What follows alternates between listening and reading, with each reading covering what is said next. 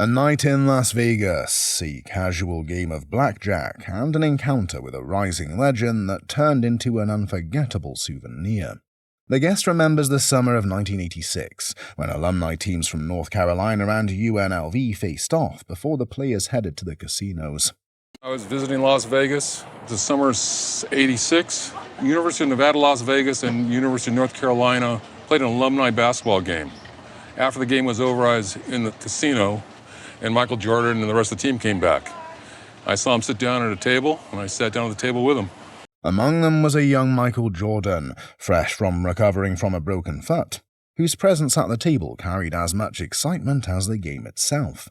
As the cards turned, so did fortune. Jordan raised his bets, and the rest of the table quickly felt the sting of loss. But the true victory came when the guest asked for an autograph, and Jordan obliged, signing a casino coaster with a blue ballpoint pen. The signature is instantly recognizable, showcasing his confident flowing hand during the early years of his career. In 1986, Jordan's Chicago Bulls finished with 30 wins and 52 losses. Yet his personal star power was already undeniable. This coaster carries not only his name, but the memory of a chance meeting with basketball greatness. Its condition, graded around an 8 out of 10, adds further weight for collectors seeking early Jordan memorabilia. Though humble in material, the story and the signature elevate it far above its paper surface.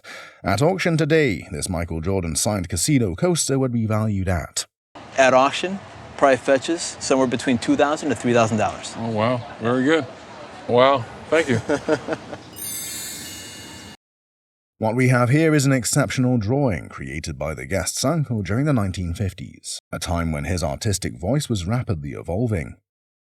This piece was in our house for as long as I've been alive, and the story goes, my Uncle John was throwing it out of his garage, and my dad happened to be there and said, well, no, don't throw it away, I'll take it. The uncle in question is none other than the celebrated John Biggers, who was born on April 13, 1924 in Gastonia, North Carolina, and went on to become one of the most important American artists, educators, and authors of the 20th century. Rising to prominence in the African-American art world, Biggers became widely admired for his monumental murals and powerful drawings that vividly captured the struggles and resilience of Black life. His work did more than confront themes of racial and economic injustice. It celebrated heritage, tradition, and identity, providing a visual language of hope and pride that resonated deeply with his community. This particular drawing, portraying an African woman rendered in charcoal, reflects Biggers' mastery of line, form, and texture, and reveals how his personal experiences shaped his art. His pivotal journey to West Africa in 1957, sponsored by UNESCO, profoundly transformed his vision, allowing him to weave African motifs, patterns, and spiritual themes into his compositions with striking authenticity. That influence can clearly be seen in the graceful posture and rhythmic contours of this figure. Adding to its significance, this work was conceived as part of a rare pair of drawings that together reveal both the front and back of the subject. This dual perspective not only demonstrates Biggers' technical skill, but also reflects his desire to portray humanity in its wholeness. Unfortunately, the woman who is represented in this drawing is not known for certain. With its impeccable provenance, this extraordinary charcoal drawing would almost certainly command a strong price of. At auction, I would value them as a pair $12,000 to $18,000. Well, I really appreciate it. Thanks for bringing them in today. Oh, my pleasure. An engagement ring often carries a weight far beyond its precious stones and metal, symbolizing not only an upcoming wedding, but also the beginning of an entirely new chapter in life. Such must have been the very feeling shared by the great aunt of our guest when she first slipped this exquisite ring onto her finger so many decades ago. And she ended up marrying in the 30s, early 30s, a duke from Italy, and she was the Duchess d'Andria, and this was her engagement ring. Over the years, this treasured piece has undergone a remarkable transformation, having been carefully altered into a jewelry designed to be worn elegantly around the neck. Yet, even with this change of form, its story and sentiment remain intact. The design itself is as striking as its history, with a regal crown motif at its crest, a detail that subtly links the jewel to royalty or noble influence, lending it an air of distinction. The craftsmanship reflects the refined style of the turn of the 20th century. Notably, this piece is topped in platinum and backed in rich 14-karat yellow gold, a combination that was a signature of fine jewelers of that era. Wow. You can see the platinum running along the top and the yellow gold along the bottom. If it were earlier, it would be silver-topped yellow gold. The diamonds, all old European cuts, speak to a period before modern precision cutting, where stones were shaped to sparkle by candlelight rather than electric bulbs. At the heart of the piece lies an impressive center diamond weighing approximately 17 carats, radiating a brilliance that cannot go unnoticed. Through the many alterations it has endured, the brooch, formerly a ring, has unfortunately lost any maker's mark it might once have carried, a common occurrence when antique jewels are reworked. Even so, its materials, style, and evident quality speak volumes about its origin and artistry. With its combination of romantic provenance, regal design, and exceptional diamond, this remarkable pendant would almost certainly command a price of... Retail would be $20,000. Are you kidding me? Showcased at this time is an extraordinary diamond ring, a treasured gift given to the guest by her grandfather, carrying both sentimental and historical significance. My grandfather owned a jewelry store in a real small mining town, and it was a jewelry store slash pawn shop slash sporting goods store. The centerpiece of this jewel is an Asher-cut diamond, a distinctive style of cutting that immediately sets this piece apart as rare and refined. The Asher-cut itself is timeless and classic. First developed in the year 1902 by Joseph and Abraham Asher in Amsterdam.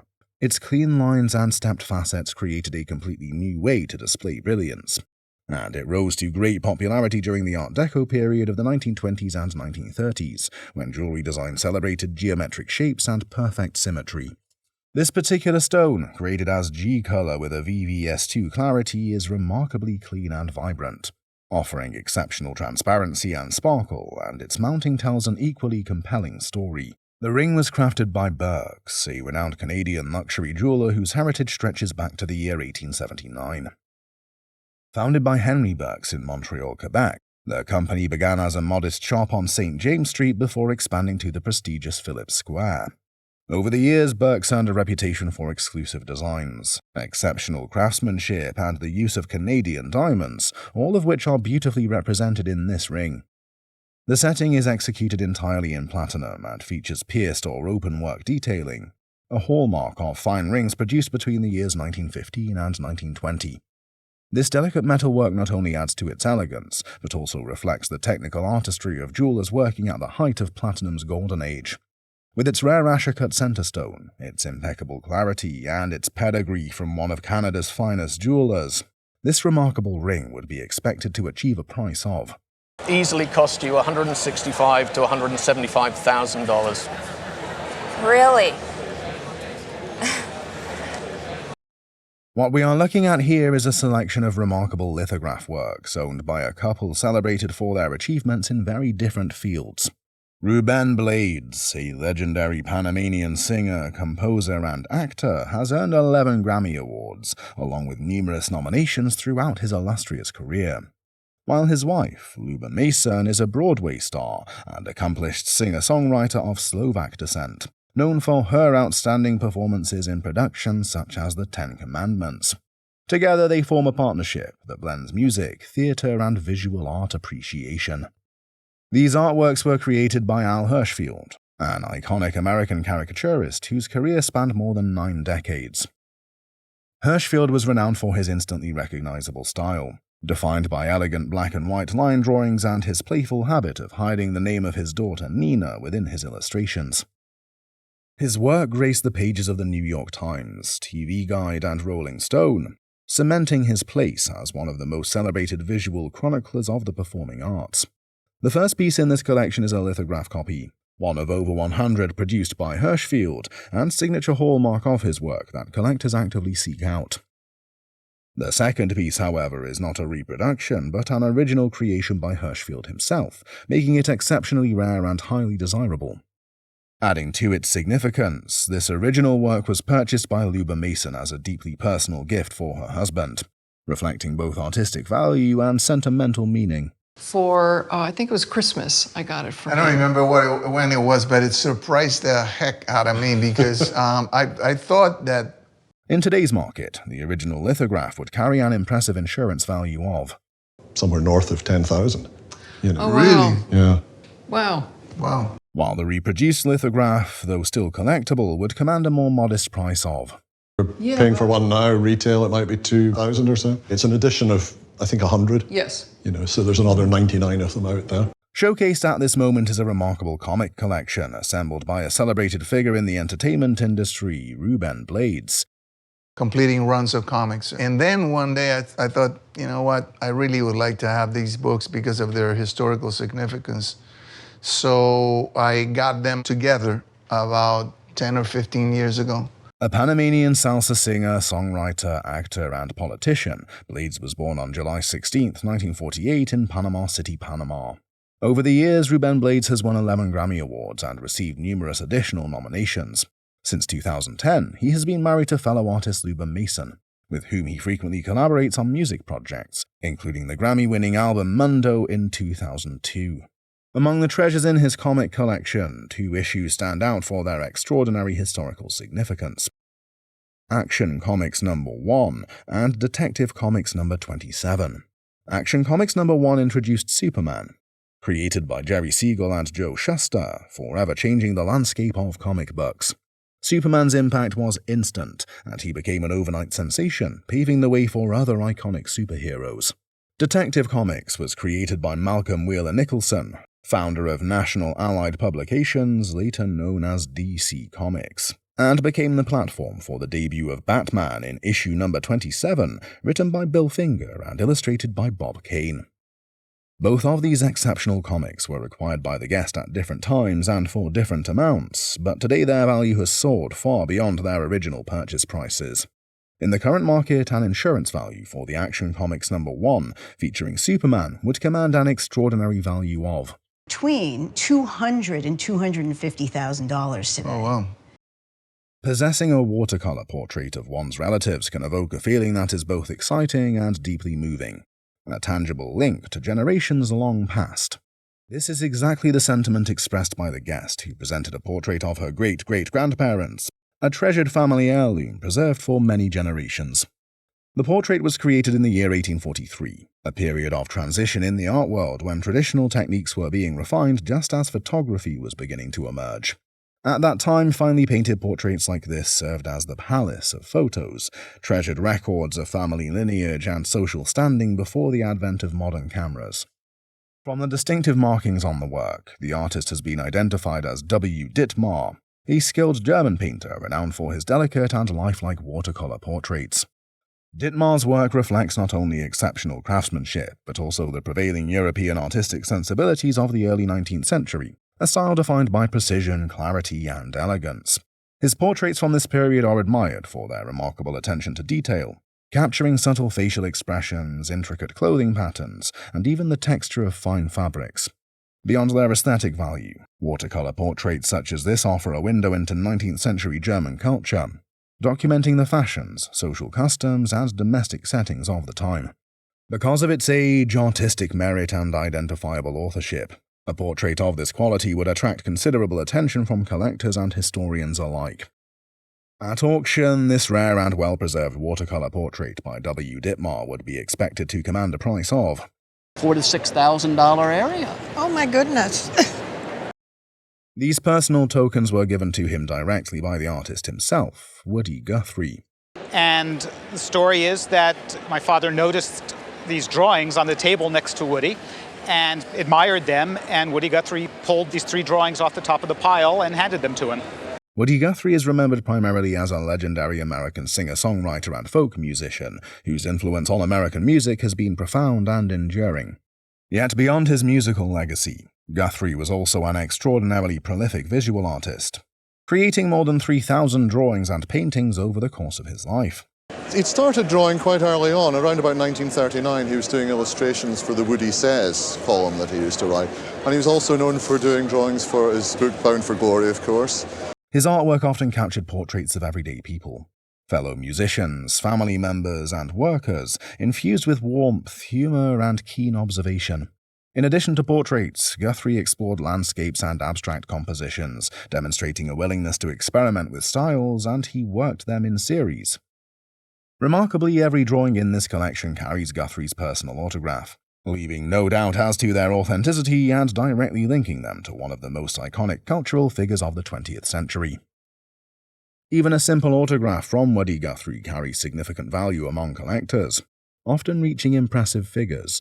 That just an autograph, such as this by Woody Guthrie, would be worth at least $1,000 to $1,500. Because these are not only signed but also original works of art by Guthrie himself, they represent a rare opportunity for both music historians and art enthusiasts. At auction, each of these signed drawings is expected to generate a value of. These should be worth at least, I would have thought, $3,000 to $5,000 each at auction. Thanks very much for bringing these in. Thank you. What we have here are remarkable items with deep personal history, as they once belonged to the father-in-law of the guest. These heirlooms include a belt, a bracelet, and a basket, each of which can be traced to the Navajo people, known for their exceptional craftsmanship and rich cultural traditions.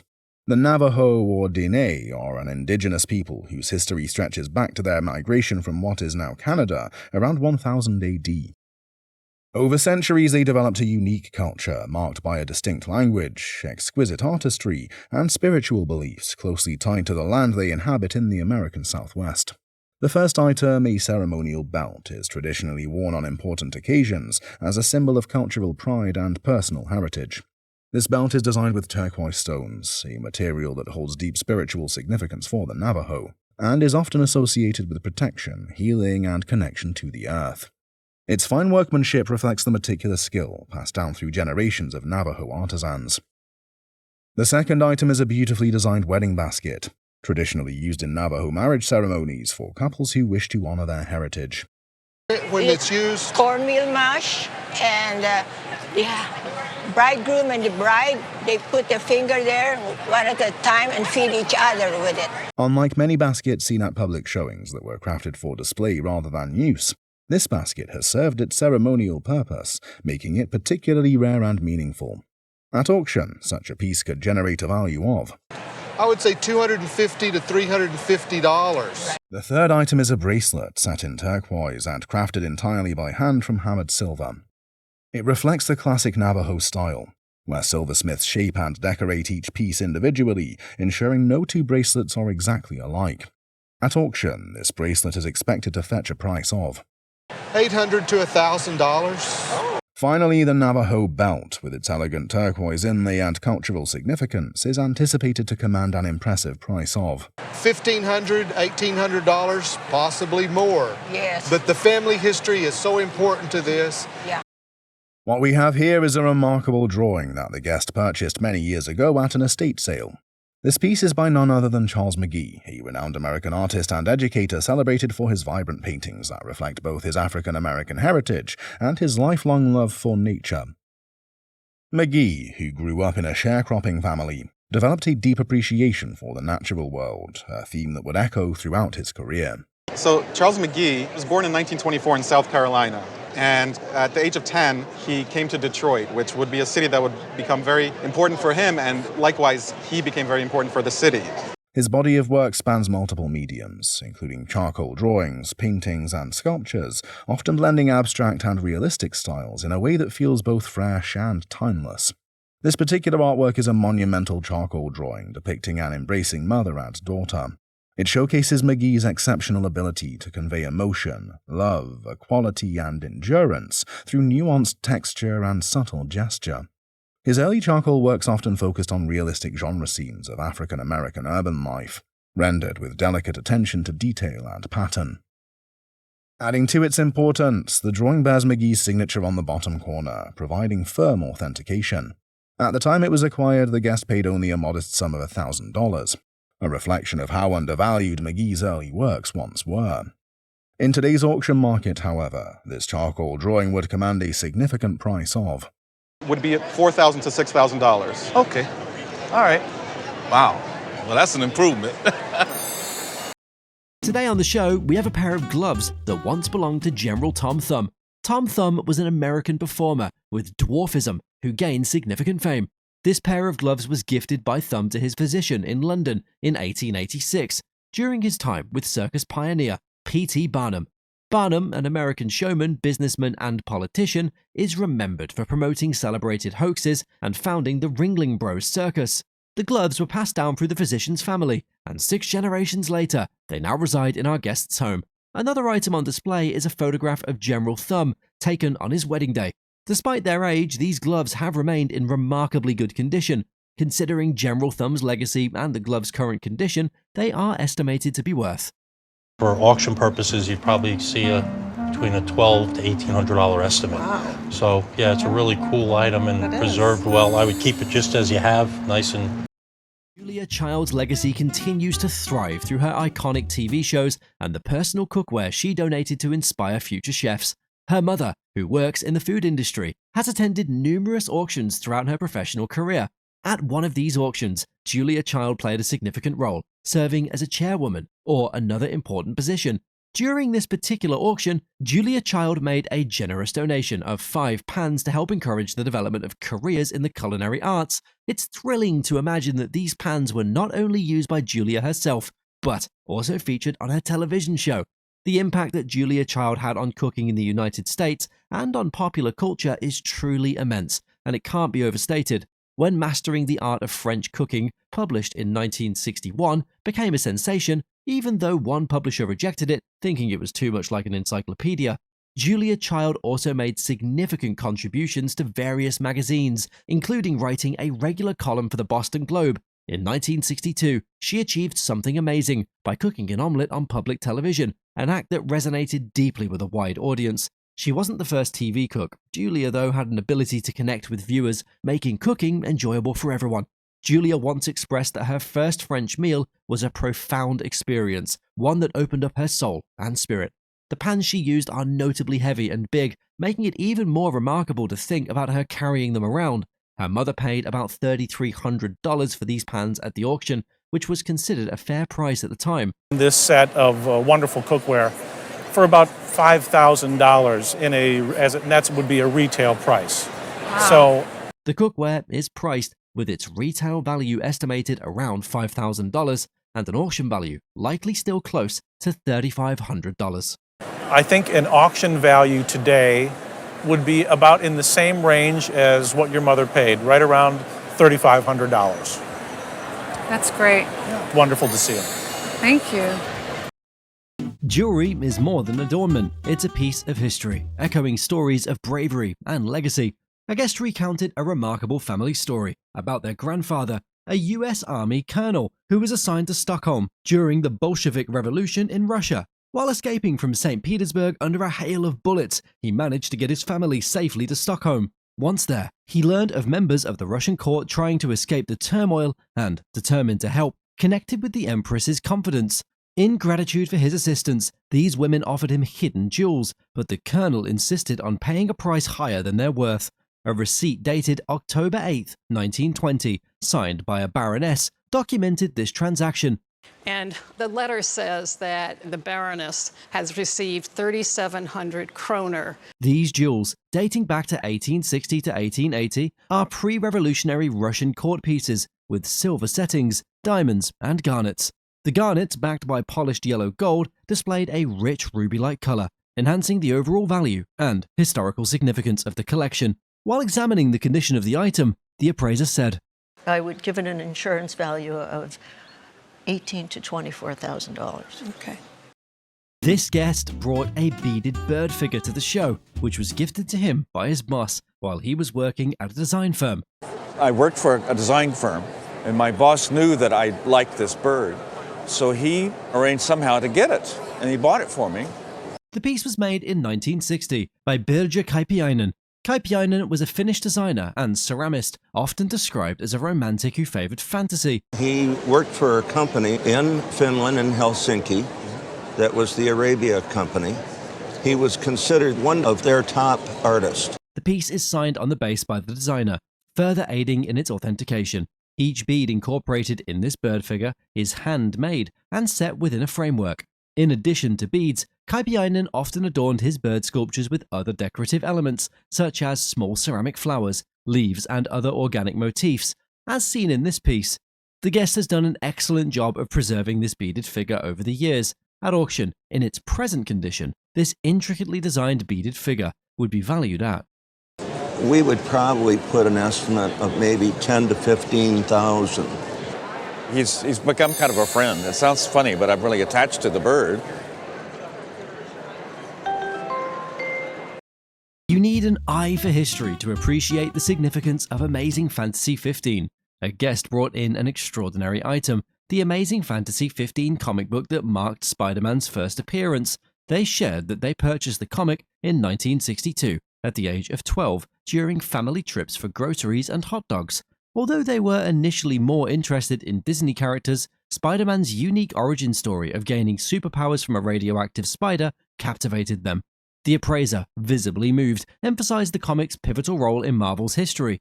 Released in August 1962, Amazing Fantasy 15 was a landmark in the Silver Age of Marvel Comics. We experienced a big boom through the COVID pandemic where prices really went through the roof. Now we've had some market readjustment. Marking the shift from science fiction to superheroes and introducing Spider-Man. It was crucial in establishing Spider-Man's standalone series, despite its condition being rated 1.8 to 2.0 with noticeable wear and damage. Its historical importance remains undeniable. While examining the condition of the item, the appraiser said, At auction today, this would be $18,000 to $22,000. Get out. Oh, do I have a buyer in the house? Awards often carry rich histories and personal significance. The guest shared a personal and touching story about meeting Maya Angelou 8 years ago, which sparked a deep admiration for her. This connection deepened when Angelou was found to live in North Carolina and work at Wake Forest University. At an auction of Angelou's estate in Kernersville, North Carolina, the guest found a 10-karat gold Spingarn Award. It's 10-karat gold, and I looked at who won this award, and it's a prominent award given by the NAACP to African Americans. The award, given to figures like Oprah Winfrey and Martin Luther King Jr., intrigued the guest for its historical and personal significance. The guest's mother had attended Spingarn High School, and the award's first recipient was their fraternity's founder, Dr. Ernst Everett Just. Although they had intended to make the auction, a family emergency forced them to rely on a friend to make the purchase. While examining the condition of the item, the appraiser said, Then you probably want to insure it. Yep. Something I would probably want you to insure it for around $50,000 to protect yourself. Wow. A picture of a rare portfolio featuring Olympic posters by some of the most celebrated artists of the 20th century. 15 artists were commissioned to create posters for the 1984 Olympics. Each artist made 750 posters, all hand-signed. The rest of the posters were all mass-produced afterwards. The portfolio includes a presentation box with all 15 posters. Each poster is hand-signed and part of a 750-run edition. The artists are prominent contemporary figures like Balderesi, Francis, Hockney, Diebenkorn, Lichtenstein, and Rauschenberg. This portfolio was obtained by a Northern Virginia coin shop owner in exchange for coins valued at $1,000. I had a few coins that he wanted. And how much did you pay for them? $1,000. The collection was the first Olympic series with works from multiple artists, unlike the usual single designer approach. Research on the full set was difficult. Individual posters are easier to find. A 2015 auction record showed a full set sold for $4,500. For $4,500. Oh, wow. However, the individual posters are worth more than the entire portfolio. Selling the 6 valuable posters separately could be $5,000 to $7,000, and the other 9 could be $2,000 to $3,000. They would sell alone for between $5,000 and $7,000. Wow. Today on the show, we've showcased a Korean lacquer table. The symbolism is indicating marital harmony. Not only is this talking about marital harmony, it's looking back into the very foundations of Korean society. The table was acquired by our guest at an estate sale, organized by the Bob Atwood Foundation. When the last Atwood died, the Atwood Foundation was selling the house, and they had an invitation-only estate sale, and my mom got an invitation, so she dragged me along. Bob Atwood was an American journalist who served as the longtime editor and publisher of the Anchorage Times. The decoration on this table is striking, featuring a dragon, a phoenix, and at the center, the Pearl of Wisdom. The surface of the table is a dark caramel color, infused with tiny flecks of gold. Bordering the table is a rope twist brass trim surrounding all the intricate elements. Additionally, we can see polished fragments of broken sea turtle shells embedded in the table's surface. Interestingly, the term lacquer, as it refers to this piece, describes the dark-colored background on which the artwork is applied. The workmanship on this table is of very high quality, and given its provenance, it would be worth. I'd value this at $3,000. Wow. Oh my goodness. Oh, I might have to stop putting my feet on it, but thank you. Sometimes family heirlooms have more history than we realize. This Niloak humidor, owned by the guest's family since the 1940s, is one such piece. The name Niloak is actually kaolin, spelled backwards. Niloak pottery, produced in Benton, Arkansas, were known for their unique swirl of different clays. Kaolin is one of the most important ingredients when you're making pottery. This humidor's design features no glaze. Additionally, this particular line of pottery is called missionware and was hand-thrown starting around 1910. It is a fine example of Niloak's craftsmanship with its rich mix of blues, reds, and ivory. Presently, this small piece is a fine example of Arkansas history and craftsmanship. Although values for pieces like this have declined over the decades, this humidor is still worth. For about $400 to $600. Sometimes a small purchase can turn into a significant find. This 1917 baseball calendar featuring the Boston Red Sox was bought online over a decade ago by the guest. 10 years ago, maybe longer than that. And they said it was real. I didn't think it was really real. The calendar was a promotional piece for Bunker Hill Breweries, commemorating the Red Sox 1915 and 1916 championships. We have several great players of the era. Right here in the middle is Harry Hooper. What makes this calendar particularly special is its inclusion of Babe Ruth, then a 22-year-old pitcher. 1917 was Ruth's last great year as a pitcher before transitioning to the outfield. 1917 was a great year for him. He won 24 games as a pitcher, but he also hit .325, which was, I think, fourth best in the American League that year. Despite some condition issues, the calendar's rarity and historical importance make it highly valuable. Additionally, this calendar was once tucked away in a barn. For a calendar that was once tucked away, it is now a treasured piece of baseball history and is well worth between. We'd estimate this at $20,000 to $30,000. Really? Yeah. Family pieces often carry stories from across generations and regions. This chest, originally from the guest's East Coast family, dates back to the Federal period, around 1795 to 1808. Though the guest believed it might have come from Pennsylvania, it was likely made in Portsmouth, New Hampshire. Yeah, Colorado Springs area. Okay, so do you think this was one of the original pieces from the East Coast, or? Yeah, my aunt thought it might have come from the side of the family in Pennsylvania. The chest features mahogany veneer, flame birch panels, and white pine secondary woods, materials abundant in New England. Case sides and the case top, again, made out of birch. Birch grows in abundance. White pine grows in abundance in New Hampshire. Mahogany was imported from the Caribbean often. Its design with divided drawers and a drop pendant apron is characteristic of Portsmouth craftsmanship. Despite some condition issues and replaced brasses, it remains a valuable piece of neoclassical furniture. The brasses have been replaced. Okay. So you were mentioning some of the condition issues. The chest also has a dry old surface with great color that adds to its appeal. At auction, reflecting its historical significance, this piece could fetch between any difficulty of $15,000 to $20,000. Wow. That's pretty amazing. We have 3 prints here, each holding more than what meets the eye. These prints are clearly woodcuts, sparking curiosity about their origin. The guest received the woodcuts as a gift from the artist himself. Husband-to-be was a reporter for the newspaper. The woodcuts were made in the 1950s, one of the earliest works of the artist, Sol LeWitt, who was an American artist linked to various movements, including conceptual art and minimalism. He came to fame in the late 1960s with his wall paintings. These prints showcased LeWitt's early experimentation with abstract forms, which later defined much of his career. The woodcuts stand out for their bold, clean lines and minimalist style, reflecting the mid-century modern aesthetic. Our gaze shifts below the prints, where we have 2 items, a catalogue and a letter from LeWitt himself. wanting to purchase the item serving as a provenance. Each of them for $200? $200 each, yeah. And you decided to hold on to them at that point? I did. Despite their age, these prints are still in excellent condition, considering the rarity of these early woodcuts and Lewitt's significant influence on the development of conceptual and minimalist art at auction would accrue. Replacement values on them somewhere between about $7,000 and $10,000 each on these. Oh, okay. So upwards of $30,000 for the three. All right. His great-grandfather's overseas buying trips led to the discovery of a rare salesman sample chair.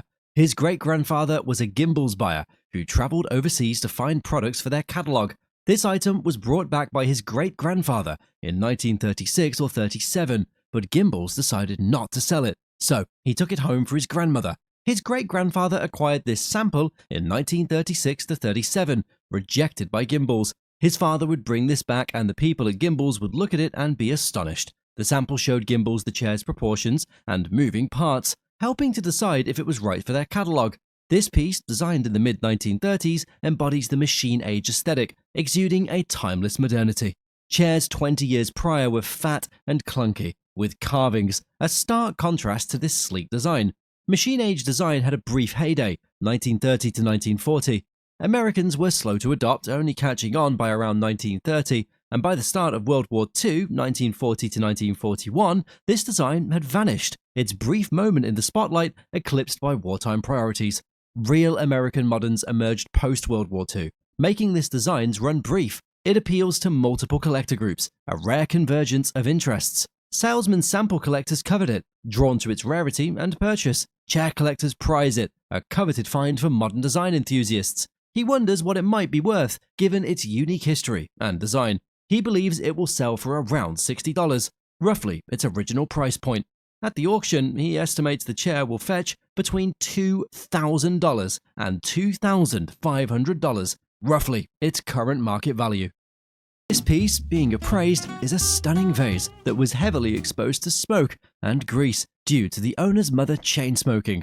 The grime accumulated over decades from cooking and smoking has settled on the surface.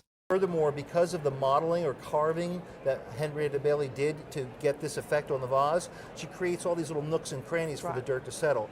The bottom of the vase remains relatively clean, but the top has significant buildup of dirt and grime. After cleaning, the vase reveals a beautiful glow with vibrant yellow flowers and clearer grooves in the poppy pods. The significant improvement in appearance suggests it was quite dirty.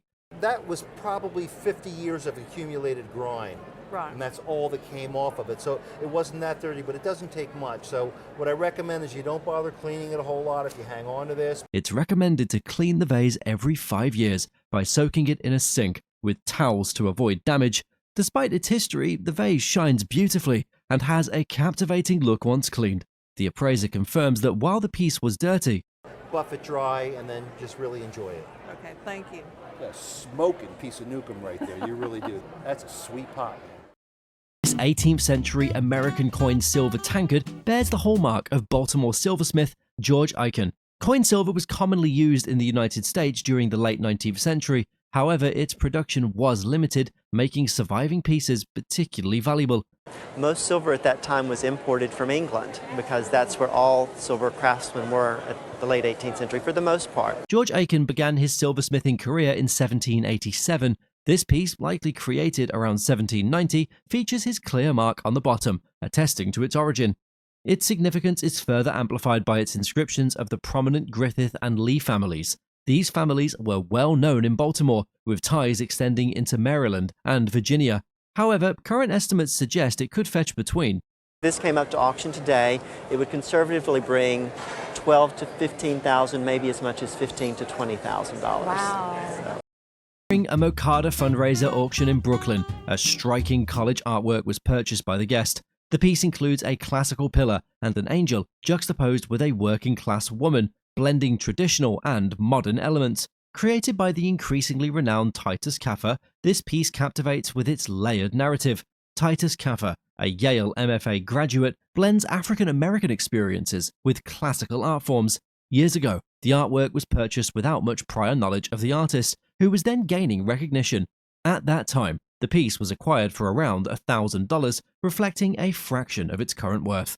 As Kaffa's market value has skyrocketed, a similar collage sold for $27,000 in December 2020. One of his most famous works is a scene of the Declaration of Independence. Given Kaffa's rising prominence and the piece's rich cultural and art historical significance, its value is around. I think that the value for your work by Titus Kaphar is about $30,000. That would be a good insurance value. Oh. Because you would need to, you'd have to